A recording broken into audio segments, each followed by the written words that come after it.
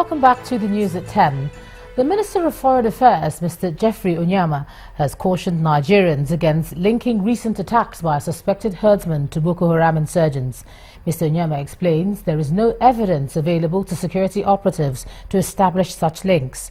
The minister notes that efforts are being made to ensure the attacks do not degenerate into another security concern in the country as the military continues its raids on Boko Haram hideouts. The minister also adds that while Nigeria has not achieved all the objectives set at the first Security Regional Summit in Paris, stronger cooperation and better strategies are being implemented by Nigerian troops in the war against terror. The MTN Foundation has promised to assist communities by providing basic amenities through its project tagged "What Can We Do Together?" The chairman of the foundation, Prince Adelusi Adeloye, who made the promise at an event to present communities selected for the project in Abuja, said 200 communities in Nigeria benefited from the first phase of its gesture. He said the foundation will target the provision of basic amenities to other communities in the second phase.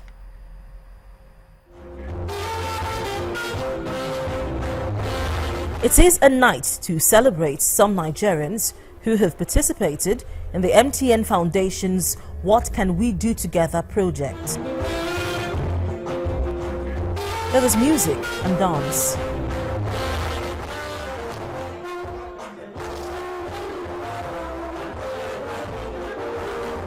But it was not all about that.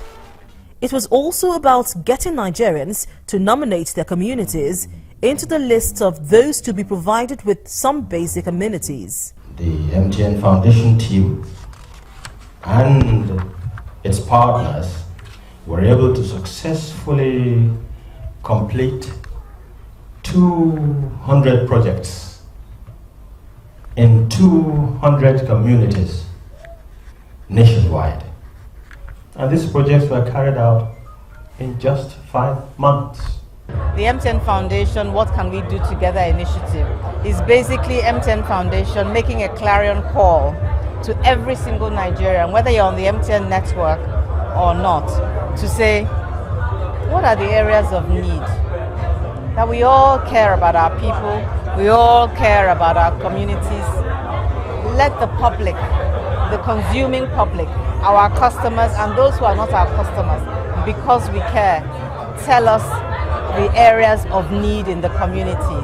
There was a launch of a second phase of the What Can We Do Together campaign. It will feature provision of medical tools to health centers. We want to also touch 200 communities this time around. The only difference this time around is that we're introducing one element, which is provision of basic medical equipment to primary healthcare centers across the country. Some of the nominators speak on how they feel about getting their communities selected. Being part of a project like this, helping and touching lives, has brought satisfaction not only to myself but also to the community where I impact, and also to the community where I made such project to happen. Having provided 200 communities with transformers, boreholes and household items for some orphanages to the tune of 18 billion naira in the first phase, officials of the MTN Foundation say the effort is aimed at complementing government's efforts at improving lives across the country. The Yobe State government has finally closed down the Bukar Ali internally displaced camp located south of Damaturu, the state capital. The closure of the camp, according to the Executive Secretary of the Yobe State Emergency Management Agency, follows a request by the IDPs to return to their ancestral homes. After peace returned to the troubled villages in Yobe State, the state government has officially closed the Bukar Ali internally displaced camp in the south of Damaturu, the state capital.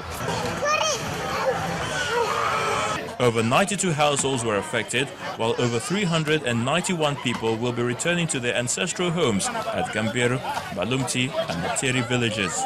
Have you realized that security has been established in that respective? They have been going there, seeing, making, and other colleagues, the other students of those villages have already relocated. Those that are staying in the host community in other locations other than the camp. They went and they came and said, okay, we too would like to join our brethren there who have been there. So they formally wrote, we took the letter, and we recommended all these things, then government approved. It was a voluntary decision based on the security improvement in the area. One area of concern in the return of the IDPs is the area of education. The children in the various camps have been enrolled into different schools being run by the Army Education Corps. The only thing, we are not feeling fine for their going, because assuming they stay with us up to this term or next year, I think we're supposed to have achieved our aim.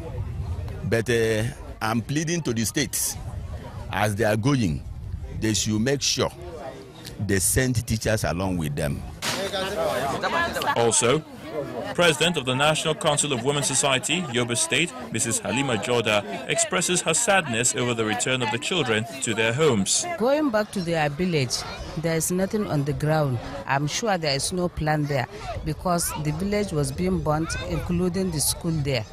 And even the primary school teachers, they are on the run. So that is the issue of concern.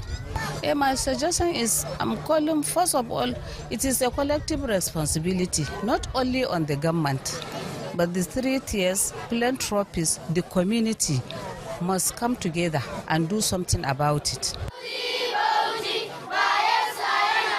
As the children return home, government is advised to make the educational development of these children a top priority by ensuring that the schools are rebuilt and adequate security provided for all the schools in the Northeast. Let's take a look at some business news now. Here's Anne Wahudu.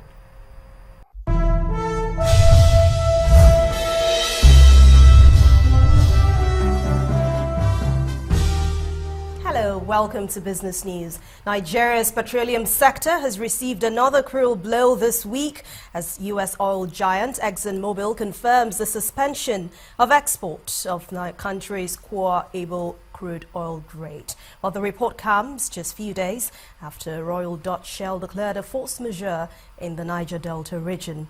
The oil giant says it reduced output due to a damage to its pipeline and events beyond its control. The outage adds to production problems at 2 of Nigeria's largest crude streams, that's Bonny Light and Forcados, which have already taken the country's output to a 22-year low. After 3 days of brainstorming on the development of African economy, the World Economic Forum for Africa has come to an end. With education, agriculture and healthcare given maximum attention at that meeting, expectations are very high on the deliverables of policymakers for regional growth and integration. Our correspondent Harriet Agbenyi, who's been covering the event in Kigali, Rwanda, tells us more. The 3 days of intense conversation, the World Economic Forum Africa meeting in Kigali, Rwanda ends today. Of course, focus has been on how to connect Africa's resources through digital transformation. There have been different conversations and different action plans raised. And one thing is certain, African leaders know what they need to do, but then implementation is very key. Some of the sessions focused on how to revamp very critical sectors of the economy. Agriculture was one, education, healthcare, making sure that the female child is given the opportunity to take her place, rightful place in the society in terms of getting good education. But it's not only about talk. These leaders are determined that Africa's growth story continues. Africa is rising. We see a projected 2.5 billion people by 2050. By 2050, a lot should change. How can technology play a very key role in this? And just like the host said, that is President Paul Kagame, let's not allow Africa still wonder what we missed by the time we get to the 5th revolution. Let's harness the potential of the 4th revolution to grow the key critical sectors of the economy. Ensure that our youth are well trained and given the right skills to become the leaders that they need to be. From Kigali, Rwanda, I'm Harriet Agbenyi, reporting for Channels Television News. Shareholders of Unilever have approved the payment of 5 kobo per share as dividend for the 2015 calendar year. This approval was given at the company's annual meeting, where the management assured shareholders of its commitment to expand projects across Nigeria. Appointed their own 3 representatives. It's a meeting to deliberate on Unilever's 2015 financial accounts, and the shareholders are gathered to make it a reality. Consistent with the company's transfer. With over 59 billion naira in revenue, more than 189 million naira had been proposed for dividend. Shareholders voted in favor of this, and the major business of the day is done. I declare the motion carried unanimously. Thank you very much. The FMCG is on an expansion drive across the country. The board assures investors of speedy efforts in this regard. We are building new factories. We are investing billions into new equipment to get new capacity so that we will reach the future first and be able to win in the future. That is our belief, that is our confidence that Nigeria will bounce back as it always does. And looking into the future, the director assures of achieving investment. The products are well known. They should make the products available, to the grassroots, so that at least that will increase the turnover of the company, and thereby, the profitability will also be enhanced. We've reduced the cost significantly through last year into the first quarter. We'll continue to do that. We're looking at innovative ways to present our product to the customers so that we'll end up hopefully with a better year this year. 80% of our production is actually done in Nigeria. So very much we are in the space that you spoke about, and we look for opportunities every day to continue to localize our extended supply chains, because it gives us all sorts of flexibilities and efficiencies when we can do that. Beyond its core business, Unilever engaged in corporate social responsibility worth over 212 million naira in 2015. A strategic step aimed at helping to meet the aspirations of the consumers. Now, after 4 days of fluctuation, the Nigerian stock market index closed the week with an impressive 223 basis points increase. Now, to give us details on these figures, here is Bisi Adebayo.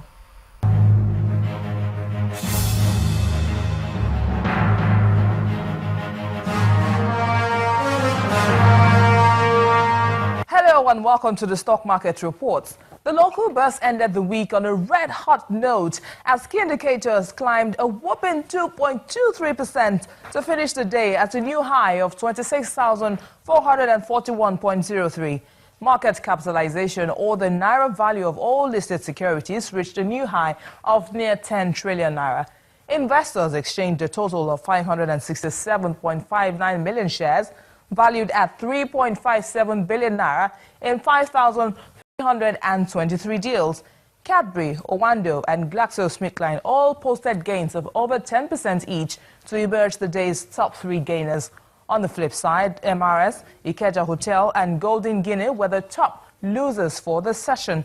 On the volume chart, FBNH took the lead with 107.17 million units. That ends the stock market reports. I am Bisi Adebayo.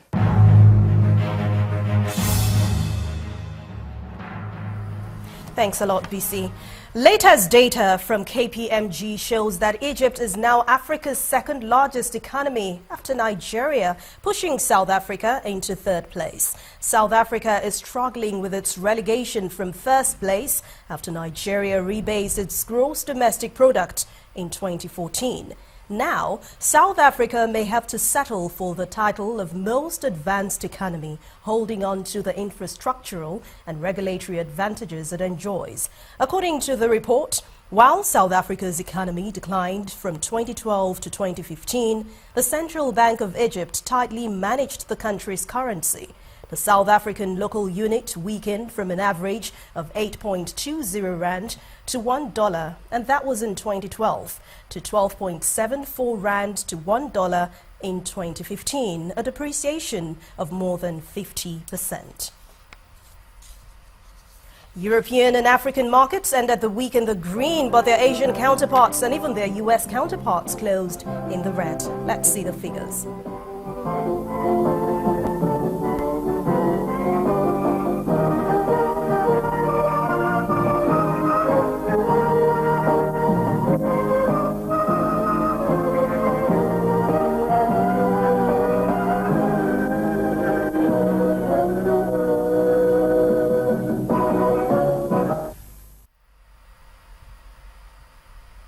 ends Business News tonight. Thank you for watching. I'm Anne Umawado. Ijama will be back with the rest of the news at 10.